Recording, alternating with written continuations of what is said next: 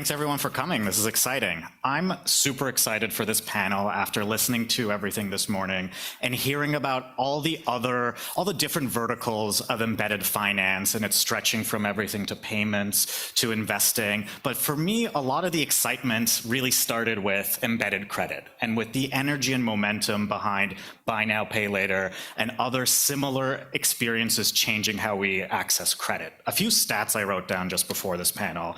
FIS estimates around 5% of global e-commerce transaction value goes through buy now, pay later. That's a staggering number.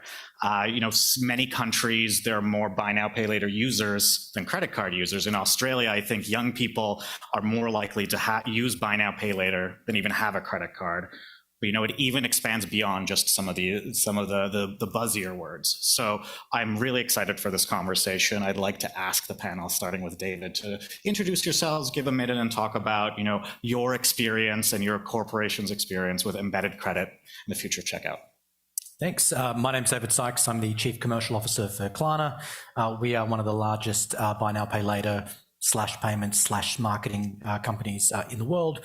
We work with around 450,000 retailers, including retailers like Nike and Etsy and Sephora, and we let their consumers pay with one click, over time, with financing, you name it. And about 150 million consumers use our services every year. Good afternoon, everyone. My name is Phuong, and I'm the Senior Director for Payment Strategy and Transformation at CIBC. We're working on some exciting business payments and commerce solutions for the bank, and one of them being a soon-to-be piloted commerce solution that contemplates embedded credit and how that's going to evolve over time to better serve B2B payments. Hi everyone, I'm Jona. I am the GM of Payments and Financial Services at Lightspeed Commerce. Joined Lightspeed about 4 years ago, and given my background in bringing payments and financial service in tech and SaaS companies, we built exactly that. We are passionate about solving SMB challenges and complex SMB challenges, so that they can focus on their craft and we take over all the day-to-day running of the business.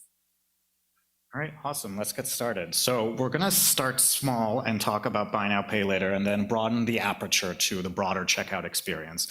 Because it does seem like there's a particular renaissance moment with some of these services, and not just the valuations and what's in the news.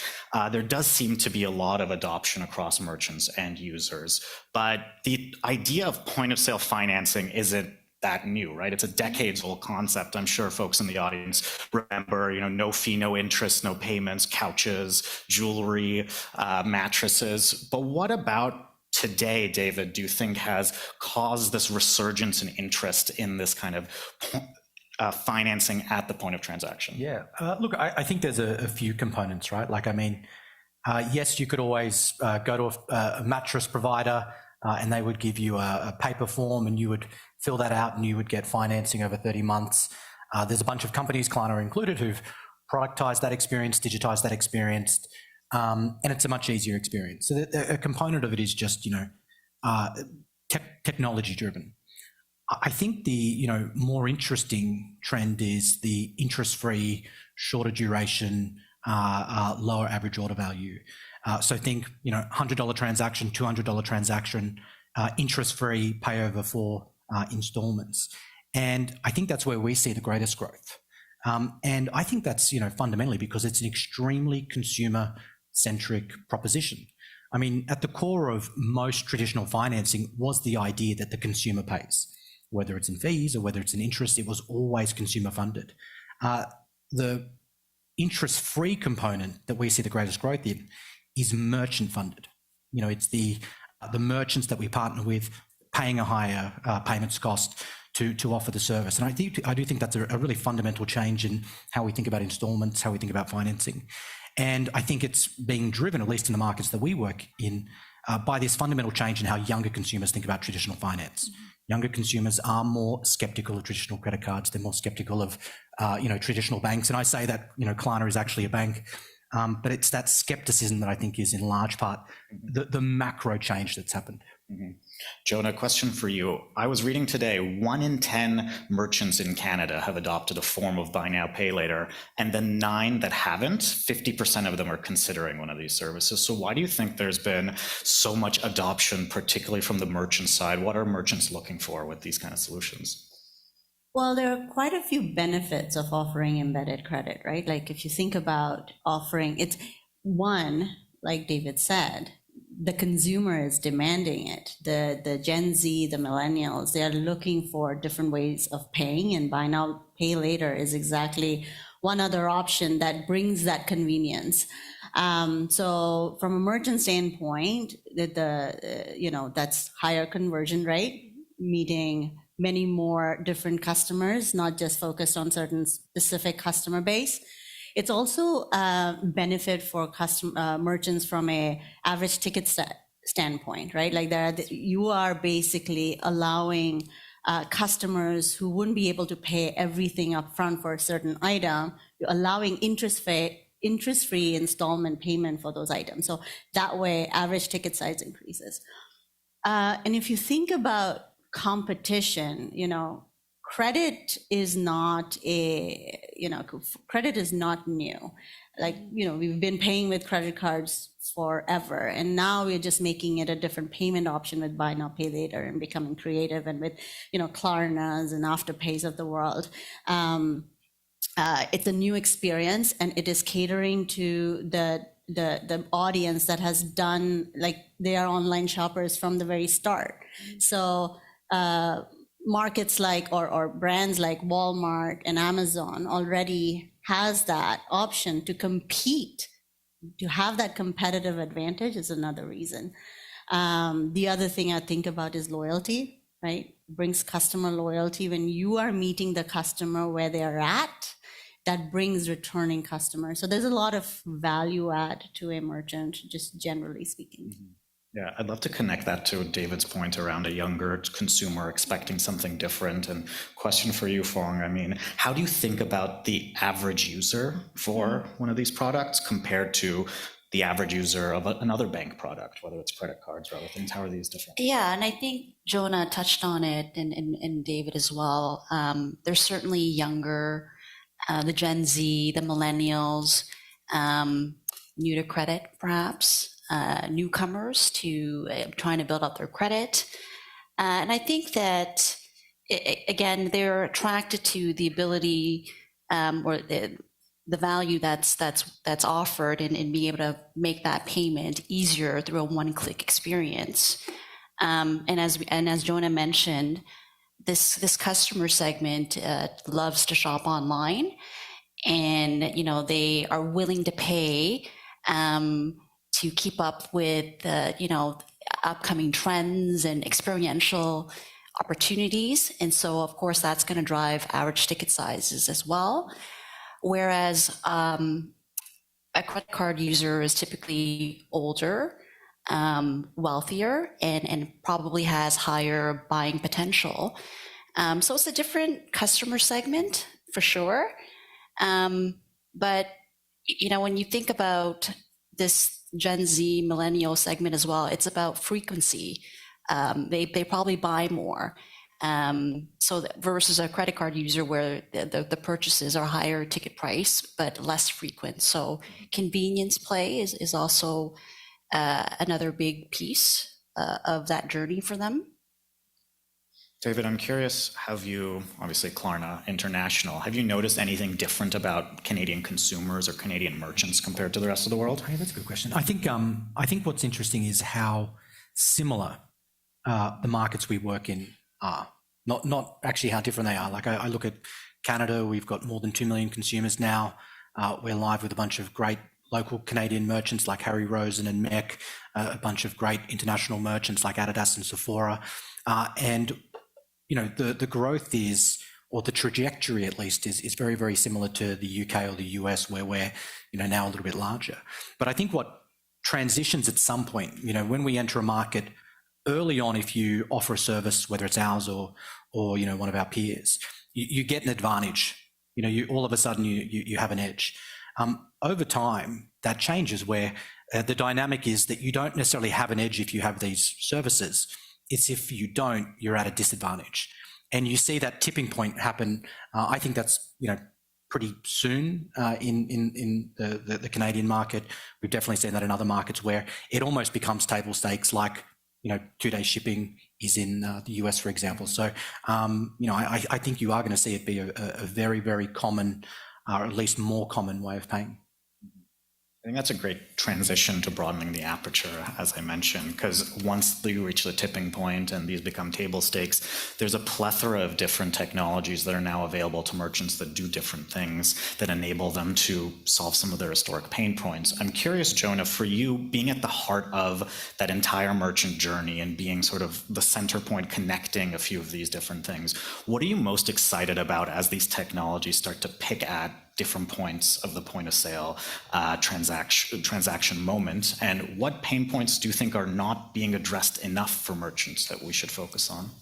Yeah, so to some of the David's and Phuong's point, I mean, the pain point merchant faces like competitive advantage, like SMB specifically, right? You're fighting against the giants, so you have to have those basic flows, beyond basic flows, and really kind of draw in the consumers from other areas.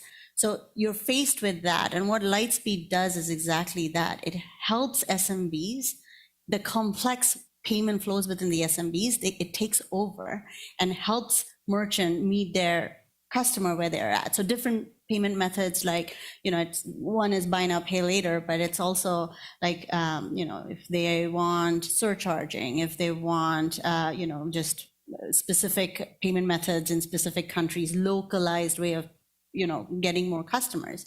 So having said that, it's important for us to help the merchant not only compete and be competitive, also help them grow their business to get more conversions in through targeting the customers that we are talking about.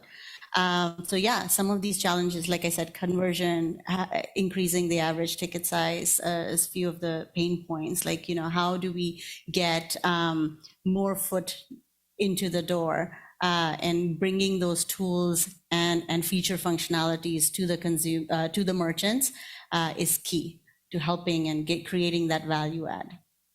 Phuong and David, I'd love to hear your thoughts on this as well, because you both also come from an interconnected ecosystem, obviously CIBC with Till, but also the broader small business offering and different things you can bring together. And David, hearing from you this morning around how Klarna's broadening the definition of what services you provide and finding places to add value. So any thoughts on what's next for future of checkout?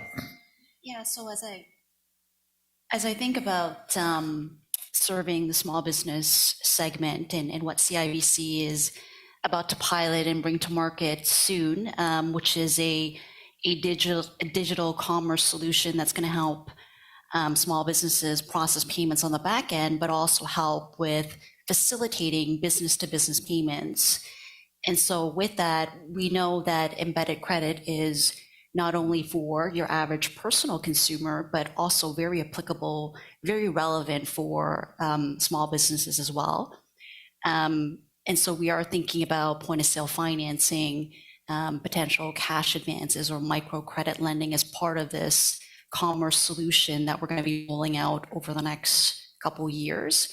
Because at the end of the day, it is about helping them run their business and serving their customers who have similar needs, right? When I think about a small business customer who's shopping at a Costco or a big retailer buying something for a piece of furniture for their home office, they may be in a position where cash flow is tight and liquidity is a challenge.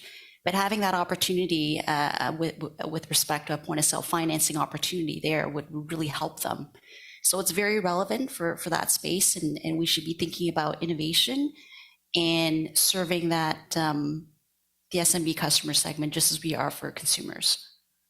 And I think, when we think about SMBs, like a big part of the the value proposition is, how do you take those tools that are available to large-scale enterprise and make them, very easily available to SMBs? You have retailers like Amazon that see everything you buy across almost every category, and they see the SKU level data of that.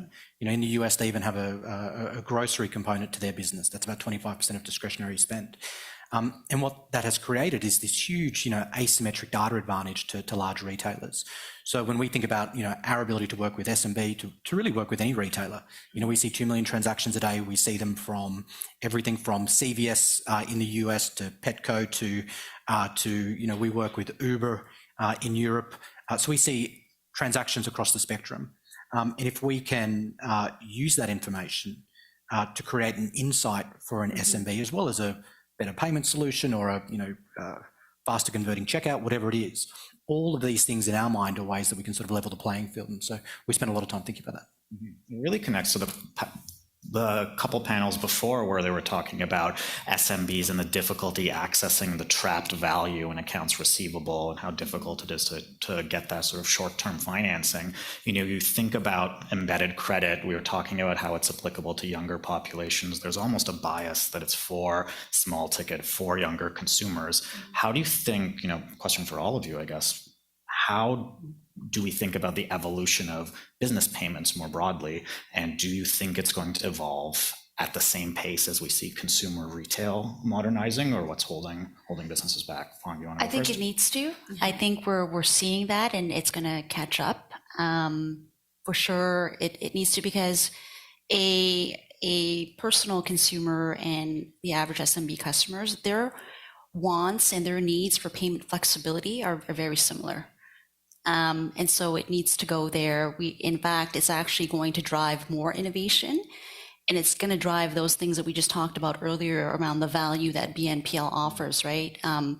Driving higher ticket sizes and larger basket sizes and greater conversion. So it's catching up, I would say, from my perspective, but it needs to very much so align with the offering on the personal side.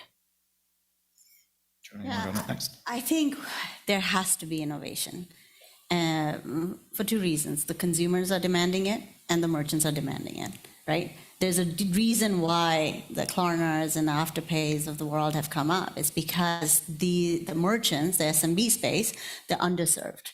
They're underserved, they are limited, they were limited rather from when you think about the banking and the infrastructure, limited to cash or credit or some debit cards, depending on the region.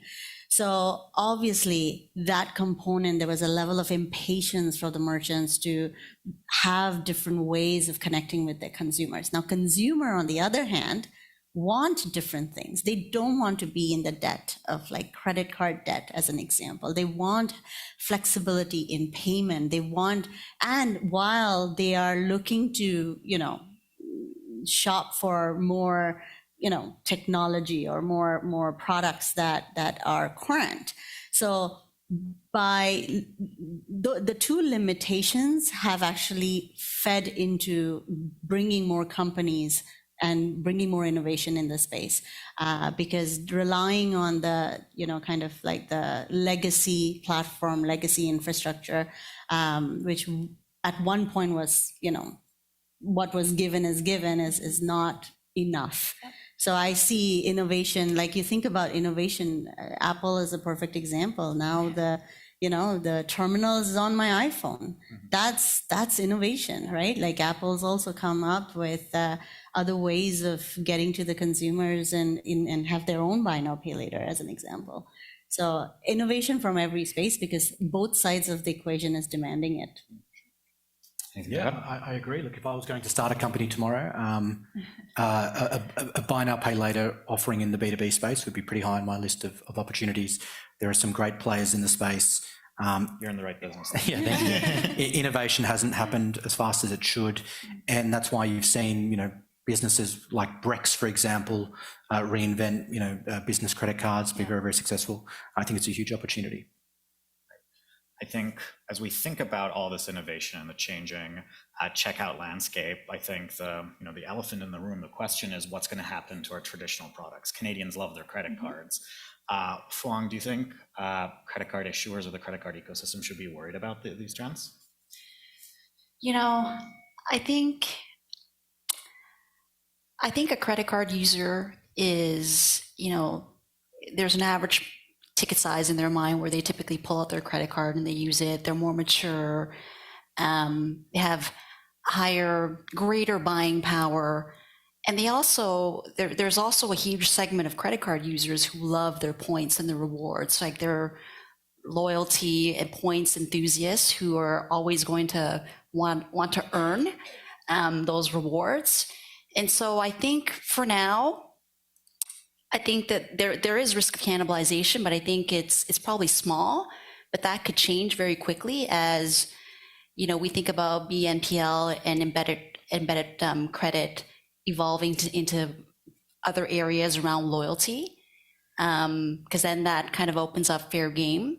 For now, it's small, I think, but it could change. But there are going to be very dedicated customer segments who are just going to always want to use their credit card. Anything that's over $50 or $100, it's just the card that they pull out of their wallet, and they're just used to its behavior. So that's what I think for now, but I'm interested in hearing, David, what your thoughts are. Look, I agree. I mean, I use an American Express Platinum card. That's how I pay. It's a fantastic product for me. I pay it off on time. I get heaps of rewards. I fly business class. It's the best. It's not for everybody. You shouldn't have to pay $600 to have just the simplest of examples. My Amex usually offers me some sort of buyer's protection. A debit card doesn't. A debit card as a device was designed to withdraw money from an ATM.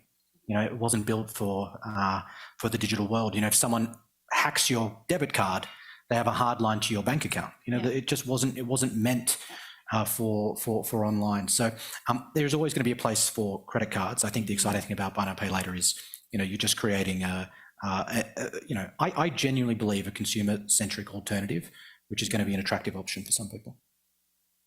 Anything you'd want to add, Jona? No, I mean, they covered it. It's exactly what David said and Phuong said, that it's just, again, I think credit card is here to stay for a little, quite some time. There's loyalty, there's rewards, all of that attached to it. And it's also like the psychology, right? Like the people who can afford it want to use their credit card for points and whatnot. But there'll be more in the mix. Like I said, like there's so much innovation coming.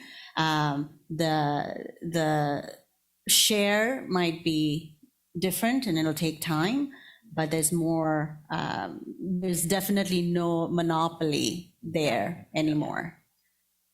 Yeah, and if I actually would like to add to that. I think it's great that we have other products like BNPL and other and more innovation around that space coming, I'm sure, because I actually think it creates healthy competition for the payment networks to innovate and provide more value and payment flexibility for consumers, right? So I think it creates this healthy competition to up your game and continue to drive and add value. Yeah, like what we're saying, we have a credit card offering. It just doesn't have an APR attached, right? I think we've launched that successfully in the UK. We've launched successfully in Europe. We announced it I think we've got a million long wait list within the space of 2 or 3 weeks or something like that. So, there's clearly a desire for consumers to just have an alternative. Are we then entering a period where the checkout experience is perhaps going to get more fragmented? You're going to have the option to pay by credit card, PayPal, Klarna, pay by bank, Interac, e-transfer, who knows what's coming with RTR. You have post-purchase financing available, PaySit, Visa installments. We heard about MasterCard installments. Is that, you think, at least in the medium short term, we're going to see more fragmentation? Jona, do you want to go first? Already there. If you think about any online checkout nowadays, all that you've listed is available, right? And again, it depends on the sophistication of the merchant and how complex they are and where their business and where they do business. of course, that dynamic plays a lot, but we're already there. Like when you go to, like it started with PayPal wallet, right? We started with there in the 90s, late 90s, and then it just kept going with the different ways of paying. And there'll be a line for crypto at some point, and there'll be so I don't think it stops. But to your point, I think we're already there. I think we have different ways of paying depending on the industry. US, I think, is more credit card centric, getting towards, buy now, pay later and a few other options. But if you look at it, Europe, the bank-to-bank transfers already exist. Yeah. It's like if you go to Netherlands, you have to offer Ideal. You don't have a business if you don't offer Ideal, which is their local methods of paying on bank-to-bank. So same thing with Germany. You have to offer gyro pay. You literally, as a merchant, don't have a business. So I think we're already there. I think we'll just see a stack of more options, given the globe is getting, smaller, and consumers are not just locally, but they're also global consumers. Does that create more burden for merchants to have to manage all of that complexity? Depends on the merchants and their kind of, again, what operational tools they use. For example, that's the Lightspeed niche, right? So we bring that ecosystem, the fully embedded commerce, where if you are a merchant, and I'll use Netherlands again as an example, if you have your business in Netherlands, you have different ways of paying, and just a connection with a company like Lightspeed, which offers fully integrated commerce experience, you already have that drop down of list of things already available. Yes, the industry is still underserved, and there's a lot to do there, but it really depends on the sophistication of the merchant, to be honest. Yeah, I think merchants should always be given a choice. It could be a burden, but they have the opportunity to decide what they want to offer, right? And so they don't have to offer all of it. They're going to pick the ones that are meaningful, that resonate with their customers, which they will, who they'll know, what's going to be best for them. So while it could be a burden, there's always flexibility and choice. Anything to add? Oh, no, I agree. Bit of a local question here. Sorry, David. You may have heard in the news with merchant surcharges now coming to Canada as a result of the settlement. Outside of Quebec, merchants will be able to pass on the merchant fee charged by the networks to consumers. So I'm curious, Phuong and Jona, your thoughts on how that dynamic is going to change the payment ecosystem. Are a lot of merchants going to start charging these fees, you think, and are consumers going to change their behavior?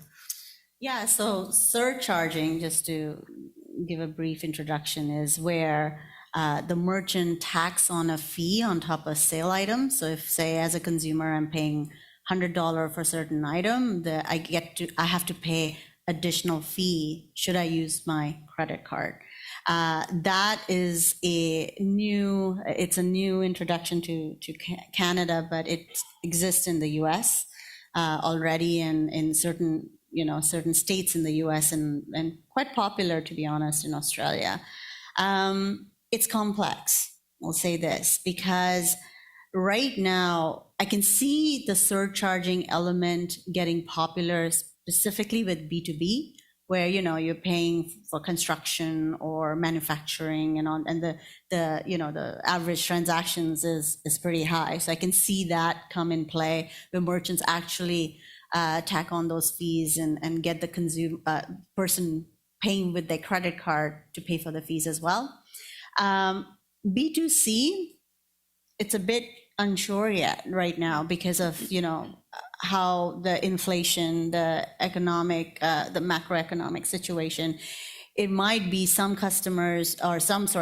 merchants might be kind of shy to bring this forward and put it on a consumer who is already rethinking whether they should be spending that kind of money, right? So it might deter their customers. So I can see some adapting, some not, and I think the reports by a few other companies that have come forward say similar kind of a mix. It will change because the checkout flow, because then there are there are reasons for a customer, as an example, to think, oh, do I need to pay that additional fee with a credit card? Might as well use buy now, pay later, because I don't have to pay anything. Like there's interest free, and I can pay in 4 installments, as an example. So the two customers and merchants it's going to be challenging, like they're working against each other a little bit. So it'll be interesting to see how it pans out, because, for a merchant, buy now, pay later options generally are more expensive than credit card options. So might not work in their favor, so to speak. But we see the adoption for sure in the US as well as in Australia. So I'm assuming it'll be similar in Canada. Yeah, and if I just add to that, when I think about surcharging in Canada, even though it's just been formally introduced, I think it's been happening for years. Merchants, smaller merchants have been surcharging on both debit and credit. I see it all the time at the local fruit market and whatnot. And so I would say it's actually not a new concept for consumers. Totally agree with you, Jona, around how the lens might be different for B2B. But I go back to the point I made earlier about that, those credit card customers who love their credit cards, they love their points, they love earning their rewards. While it might be a nuisance, while it might be, oh, well, it's another $1 or $2 or whatever that amount might be, I don't know if they would stop and pivot to use their debit card. They've always been using their credit card for these types of purchases. So it's a watch and see, even from our other banking products, when we wonder how that will impact our credit card business and our debit business. We're just watching right now. We haven't seen any movement, although it is early days. But I strongly go back to that whole mindset of those entrenched credit card users who love their cards. And I don't know if this surcharging, at least on the personal side, will be a big impact. Anything to add, David? I didn't mean to exclude you. I didn't want to put you on the spot either. Shifting gears a little here, we've talked about how great innovation would be to the ecosystem, both for consumers and small businesses, but there's a double-edged sword. You could argue that you're making it easier for folks to take on credit, which is a risk to them. So I'm curious, especially as we look into this new economic environment, TransUnion last month said about 8 million Canadians, if their debt payments went up $200 a month, they would be unable to probably make their payments. So it is a bit of a riskier environment we're entering. So we'll start with you, David, but curious from each of you, how are you thinking about consumer indebtedness, especially in this environment, and how should we think about that double-edged sword? Yeah, look, it's an important topic, right? Like, we all have an obligation to be a responsible lender. I think when we think about these products, though, we do need to benchmark against the status quo. And I think when we think about buy now, pay later in particular, there is a lot of status quo bias. Like, if I ask this audience who has a credit card, my guess is almost 100% of people will put their hand up. Maybe it's 98, 99. Let's not kid ourselves that it is hard to access credit today. It's very easy to access credit. It's very easy to get a credit card. It's very easy to get a loan. The real difference, though, is that the exposure that you get with a credit card is almost inevitably going to be much, much higher. It's going to be a $5,000 balance. It's going to be a $10,000 balance. It's going to have a 20, 30, 36 in the US APR attached to it. And more importantly, there is going to be the fundamental motivation for the credit card company to have you carry that balance month to month, have you pay the minimum possible. The entire model of traditional credit is built on consumers paying, and ideally consumers paying month to month on a revolving basis. So it is very, very important to lend responsibly. But I do think we need to benchmark these new products against the status quo. And the status quo really is, this fundamental wealth transfer from individuals who can't pay their credit card in full at the end of the month to people like me who get points. And it is a fundamental wealth transfer from lower socioeconomic people to higher socioeconomic people. And it's okay to have an alternative to that. You look at buy now, pay later, you look at Klarna's business, Defaults are less than 1% of all of our volumes. That's much lower than credit card. Average order value is about $100, which means, in a market like the US, the outstanding amount that somebody might owe on any individual payment is going to be like $25.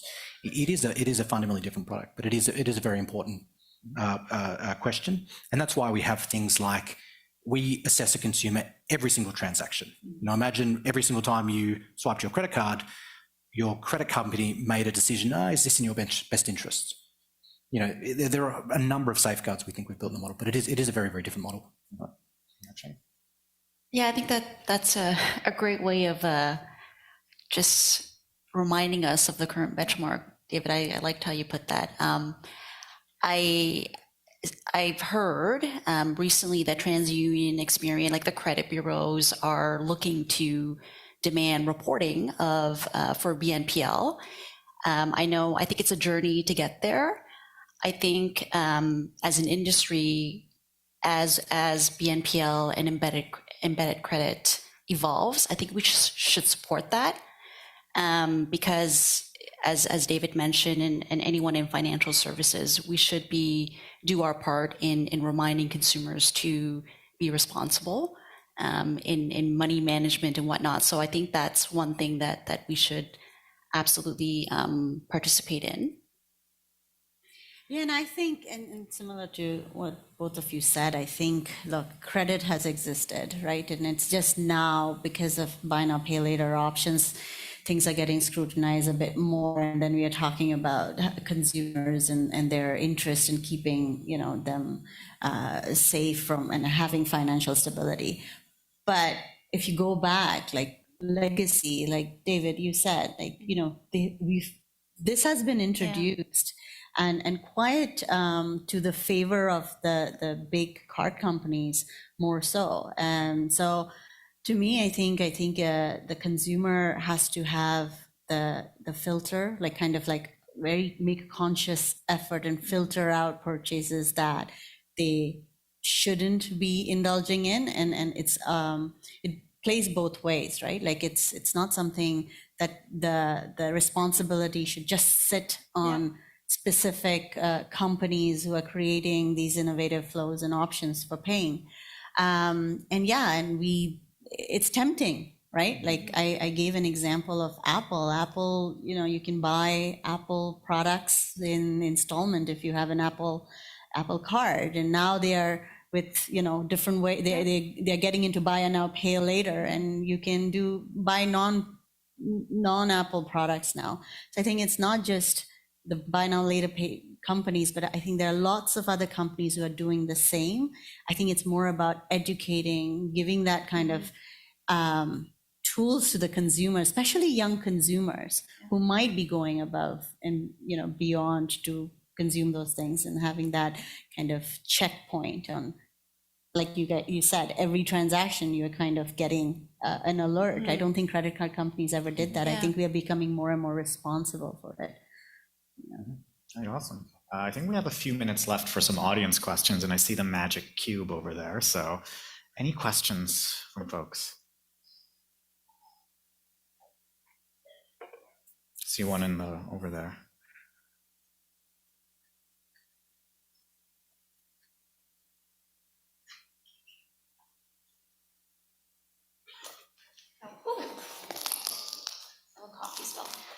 Hi, just quick question on, as you mentioned, some of the safeguards with regards to onboarding new consumers or SMBs into the platform.